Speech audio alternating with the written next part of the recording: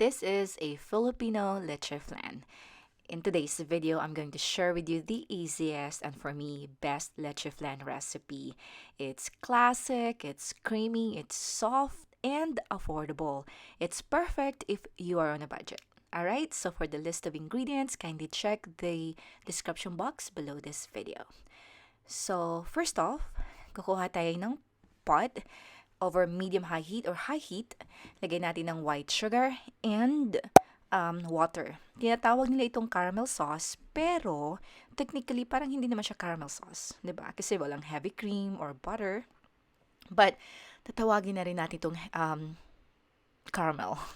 So, kailangan na i-move niyo yung pot. Huwag kayong gumamit ng any spatula. Lutuin or golden brown natin ito for 10 minutes and 30 seconds over high heat. At kapag ganito na yung color, golden brown or amber in color, ay ito-transfer na natin sa llanera. And then iset aside lang natin yan. Make sure na spread evenly. And then set it aside. Careful kasi mainit. So isa-isang bowl, i-combine natin yung condensed milk and evaporated milk. Ginagawa kong ganito para matikman ko muna kung sakto lang yung tamis or kailangan pa magdagdag ng condensed milk. Then set it aside while ibibit natin or whisk ang itlog. So hindi ito yolk heavy na leche flan. I combine 3 yolks and 2 itlog. At kapag nabit na natin ito, i-combine na natin dito sa cream or condensed milk and evaporated milk mixture. Okay? And then, maglagay rin tayo dito ng half a teaspoon ng lemon juice, salt, and vanilla extract. Pero dito, gumamit ako ng vanilla bean paste kasi yun yung meron ako. Alright. At kailangan haluin natin ito ng maigi.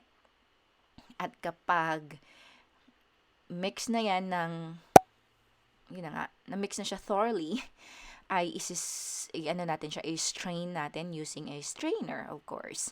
Para kung gusto niyo ng mas smooth and clean looking na leche flan, pwede niyo itong i-strain. Pero, noon, may mga times na hindi ko na siya in-strain and it still came out good. So, dapat nagpakulo na rin tayo ng tubig. Rolling boil dapat yung tubig, okay? And then, ita-transfer natin ito, lulutuin for 50 to 55 minutes over low heat. So, kapag sinasabi kong rolling boil, katulad nito, alright? At kapag ilagay nyo na yung leche flan, turn it down to low, and yun na nga, 50 to 55 minutes. And then, kapag luto na yan, mag-insert kayo ng toothpick, and when it comes out clean, ready na. So, i-check nyo siya ng mga 50-minute mark. Okay? Let it set or let it cool in the counter for 20 minutes. Nakikita nyo may nagbuong vanilla bean paste. Kasi yun na nga, vanilla bean yung ginamit ko ito. So, kailangan talaga na i-mix nyo thoroughly, but I recommend to use vanilla extract kung gusto nyo ng mas cleaner look. Okay?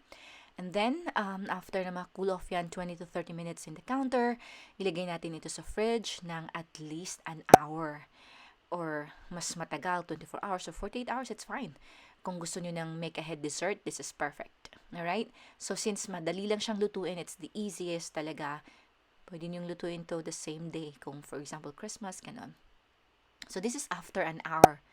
And then, tinatry ko siya, masarap talaga guys. Just perfect lang yung tamis.